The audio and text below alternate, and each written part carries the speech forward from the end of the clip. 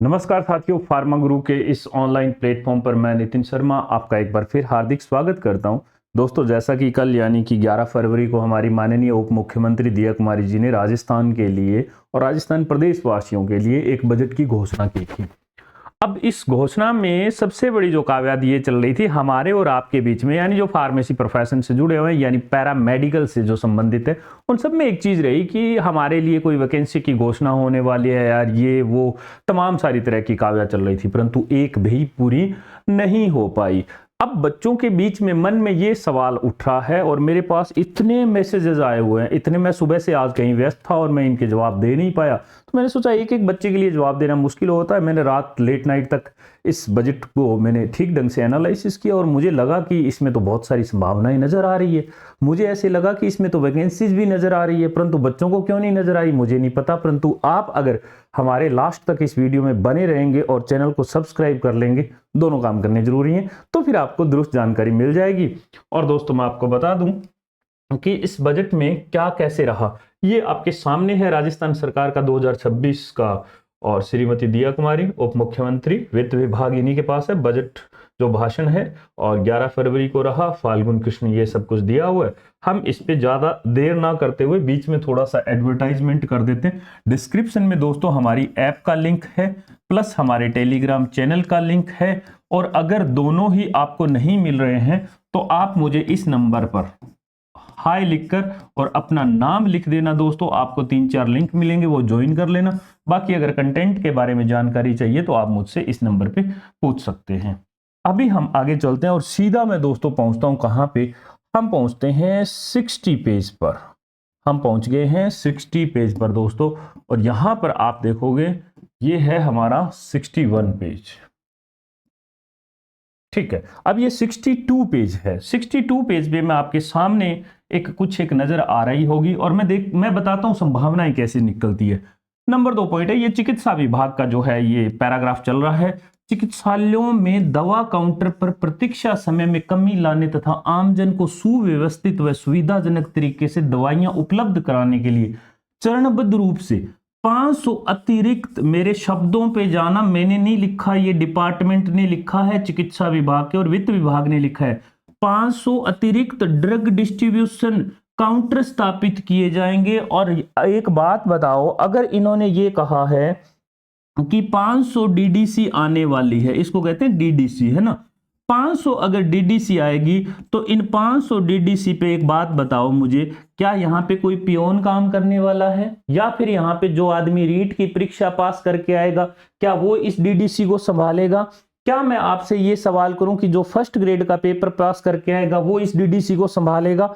इन्होंने कहा है, इन्होंने ये चीज माना है कि यहां पर जो फार्मेसी जो है, पैरामेडिकल में भी खास तौर पे जो डीडीसी काउंटर्स हैं उन पर इतना ज्यादा लोड चढ़ा हुआ है कि हमें 500 अतिरिक्त जो है डीडीसी सेंटर स्थापित करने हैं, और ये किए जाएंगे अगले ही 1 वर्ष में किए जाएंगे। अब इन पे कोई और तो बैठने से रहा तो यहां पर कौन बैठेगा? फार्मासिस्ट ही तो बैठेंगे।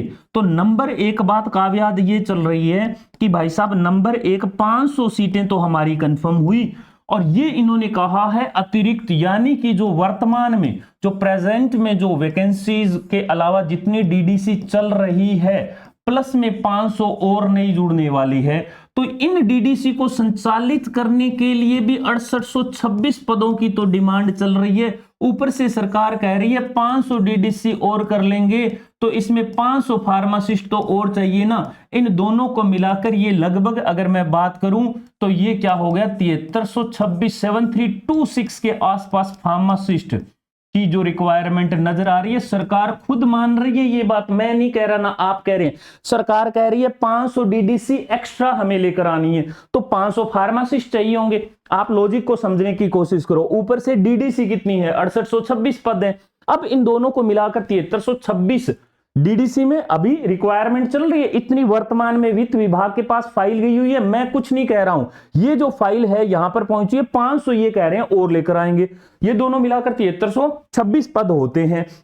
अब मैं ये कहता हूं कि अगर हमारा जो फाइनेंस मिनिस्ट्री है ना, अगर ये इनमें से मैं कहता हूं 2000 पे भी कर दे है ना, उसके बाद 3000 पे भी कर दे, जो इनकी इच्छा हो उतने पे कर दे।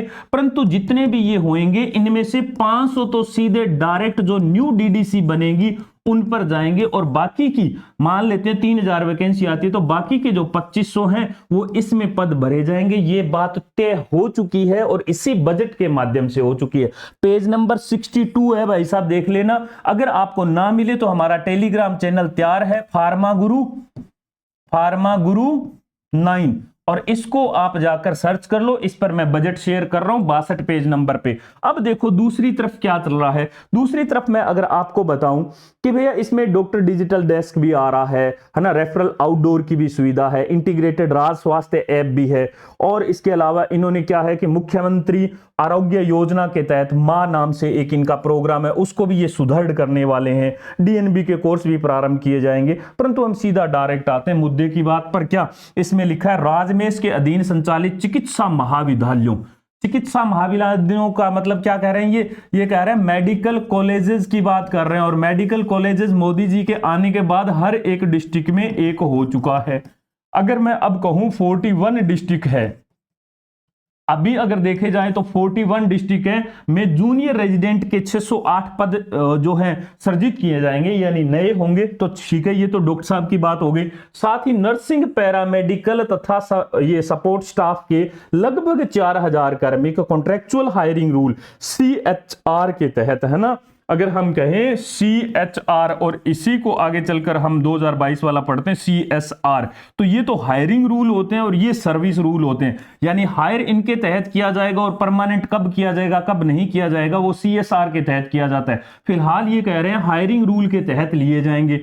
अब मैं मान के चलता हूं कि अगर इन 4000 को इन 41 में डिवाइड करोगे तो लगभग 100 पैरामेडिकल, मैं बात कर रहा हूं पैरामेडिकल जो पद हैं एक मेडिकल कॉलेज के हिस्से में आने वाले हैं।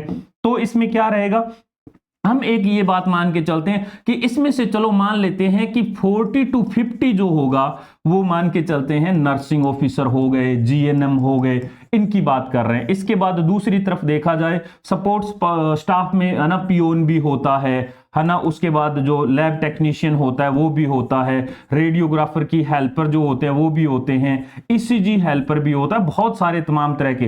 परंतु इस 100 में से 8 से 10 तो फार्मासिस्ट मान के चलो, तो इस 4000 में अगर एक में जा रहा है तो 400 वैकेंसी सीधी कॉन्ट्रेक्चुअल हायरिंग रूल के तहत इसी साल में आ जाएगी। वापस इसका एग्जाम होगा और ये सारे मेडिकल कॉलेजेस में जाने वाले हैं। अगर देखा जाए तो अगर ये कहते कि हम चिकित्सा महाविद्यालयों में, इसमें कहां लिखा हुआ है, अगर ये कहते चिकित्सा महाविद्यालयों में ये तो पद सर्जित किए ही जाएंगे, परंतु ये अगर इनको डायरेक्ट कॉन्ट्रैक्ट पे लेते तो ये इसका ना जिक्र करते, यानी कि सीधा अगर वो कॉलेज के हाथ में दे देते तो यहां पे लिखा नहीं होता, कॉलेज को ही कह देते भाई साहब तुम जानो, तुम्हारे काम जानो, और यहां पे लिखा होता कि जो मेडिकल कॉलेजेस हैं वो अपने हिसाब से अब वो इतने पदों पे भर्ती करेंगे। परंतु ये सरकार कह रही है इन महाविद्यालयों में, चिकित्सा में महाविद्यालयों में हम लोग आपको हायर करके इतने पैरामेडिकल स्टाफ के 4000 कर्मी आपको देने वाले हैं। तो क्या इसका एग्जाम नहीं पढ़ने वाला है क्या? तो कहने का तात्पर्य यह है कि जब आप संभावनाओं को ढूंढने लगते हैं तो संभावनाएं बहुत मिलती है, परंतु आपकी आंखें संभावनाओं को नहीं तलाश रही है, आपकी आंखें आंकड़े को ढूंढ रही है, और आंकड़े छिपे होते हैं। एल्केमिस्ट नाम का एक नॉवल है, कभी पढ़ना, उसमें एक भेड़ का गडरिया होता है और वो अपने घर से यात्रा शुरू करता है और उसको सपने में दिखता है कि भाई साहब तेरे को तो ना बहुत बड़ा खजाना मिलने वाला, और वो तमाम जगह से लौट कर वापिस आता है और जिस पेड़ की छांव में बैठकर उसने अपनी भेड़ें निकालनी शुरू की थी जिस दिन पहले दिन, उसी जगह पे वो वापिस आया और उसी के पांव के नीचे दबा हुआ खजाना पड़ा था। तो हकीकत ये है कि नजरिया चाहिए आपको, और जब आप देखोगे तो मैंने आपको बता दिया साफ सुथरे शब्दों में कि अब आप कहते हो सर आपने बजट को एनालिसिस नहीं किया, सर आपने वो नहीं किया। बजट में एनालिसिस करने वाला हमारे फार्मेसी वाला कुछ था ही नहीं। 500 पद इन्होंने कह दिया हम अतिरिक्त लेकर आएंगे। 6826 की पहले काव्या चल रही थी, अब तो जहां पे 6826 के लिए आप जो है ट्विटर पे आप ट्वीट कर रहे थे, आप ग्राउंड लेवल पे जाके आप लोग लड़ाई लड़ रहे थे कि हमारा एग्जाम से होना चाहिए, तो वहां पर अब तो आप 7326 के लिए अड़ना शुरू हो जाओ भाई साहब कि हमें तो 7326 बताओ, 500 तो तुम लोगों ने बोल दिया कि अतिरिक्त आएगी, और जो पहले से डीडीसी खाली पड़ी है उनमें से 6826 पद खाली पड़े थे। तो मैं आपको ये कह रहा हूं कि तैयारी अगर आपके मन में है ना कि हम नहीं कर रहे हैं तो वो तो आपका विवेक है, आपका अपना पर्सनल मामला है कि आप तैयारी करना चाहते हैं कि नहीं चाहते। परंतु ये बात तय है कि जब कभी भी राजस्थान सरकार पैरामेडिकल के अंदर या मेडिकल के अंदर जो सबसे पहली वैकेंसी निकालेगी, तो ये बात बिल्कुल तय है दोस्तों, क्या कि सबसे पहली वैकेंसी फार्मासिस्ट की ही आएगी और अधीनस्थ बोर्ड उसका एग्जाम लेने वाला है। ये बात आज की कही हुई मेरी तय रखना, और 3 महीने से ज्यादा का समय आपको कभी मिलेगा नहीं। इसकी मैं वजह बता देता हूं, क्योंकि अगर इनको किसी भी और पैरामेडिकल के बारे में जिक्र करना होता और इसके बारे में चर्चा करनी होती, तो यहां पर ये साफ सुथरे शब्दों में लिखते कि हम इतने नर्सिंग ऑफिसर को भर्ती करने वाले हैं। इन्होंने क्या कहा है? क्या इन्होंने कहीं पे लैब टेक्नीशियन का जिक्र किया कि हम इतनी नई लैब जो है स्थापित करने वाले हैं? क्या इन्होंने कहा कि हम इतने सारे रेडियोग्राफी के कुछ और स्थापित करने वाले? इन्होंने साफ सुथरे शब्दों में लिखा कि हम भैया डीडीसी को स्थापित करने वाले हैं, क्योंकि पेशेंट का जो दबाव है वो इतना ज्यादा बढ़ गया है हम पे कि अब हमें उनकी हेल्प करनी ही पड़ेगी। पहले से खाली चल रहे थे, 500 अतिरिक्त और लेकर आएंगे। तो मेरे कहने का दोस्तों मतलब ये है कि आप अपनी तैयारी को सुदृढ़ रखें, टाइम आपके पास कभी ज्यादा मिलेगा नहीं। और जो लोग इस उम्मीद में बैठे रहेंगे ना कि अच्छा कभी वैकेंसी आएगी तब तैयारी करना शुरू कर देंगे, या फिर आपको अंदर से मोटिवेशन चाहिए कि साहब मुझे मोटिवेशन चाहिए कि हमें तैयारी करनी है, अब दिसंबर में आ जाए, जनवरी में आ जाए, फरवरी में आ जाए, या अब कहो जुलाई में आ जाएगी, अगस्त में, कुछ भी नहीं पता है, कभी भी वैकेंसी आ सकती है। पर अपने अक्सर बांच के रखो, पढ़ के रखो, तैयारी अपनी इतनी दुरुस्त रखो कि जिस दिन भी एग्जाम ले हम तैयार हैं भाई साहब, हमारा एग्जाम लो, ताकि आप कैलिबर दिखा पाओ। हकीकत ये है 3000 वैकेंसी निकल जाए ना तो सीटें खाली चली जाए। जिस तरह से आज का जो यूथ राजस्थान का स्टडी कर रहा है फार्मेसी को लेकर, सीटें खाली चली जाए, क्योंकि 40% का आंकड़ा चाहिए होता है अधीनस्थ बोर्ड में। भूल मत जाना, 40% के आंकड़े के चक्कर में इतने सारे जो आप देख रहे हो ना, ये धरने प्रदर्शन किए जा रहे हैं ताकि इससे बचा जाए। और ये आंकड़ा अपने आप में आसान नहीं है। रीट का जो पेपर आया था ना, वो 64 पेज का आया था भाई साहब, 64 का। एक बार उसको बांच लेने गए ना तो उस बांचते बांचते भी आधा घंटा लग जाए। बांचने का मतलब पढ़ना होता है, तो पढ़ने में भी आधा घंटा लग जाए। तो तैयारी रखो, जबरदस्त रखो। 500 अतिरिक्त ये है, 6826 वो है, दोनों का मिला के थोड़ा सा दिमाग लगाओ यार आप, है ना। बाकी अगर कोई सवाल हो तो आप लोग मुझे कमेंट बॉक्स में करो, नंबर आपके पास दिया हुआ है। हमारी ऐप जरूर डाउनलोड कर लेना, और साथ में आप हमारा टेलीग्राम जरूर आप ज्वाइन कर लेना। इसके बाद अगर किसी तरह का सवाल होगा या कंटेंट से रिलेटेड सवाल हो, हमारे कोर्स से रिलेटेड आपका सवाल हो, तो आप मुझे डायरेक्ट मैसेज कर देना, मेरी टीम का कोई मेंबर आप तक संपर्क कर लेगा। आपका बहुत शुक्रिया अगर मुझे अभी तक आपने सुना है तो। धन्यवाद।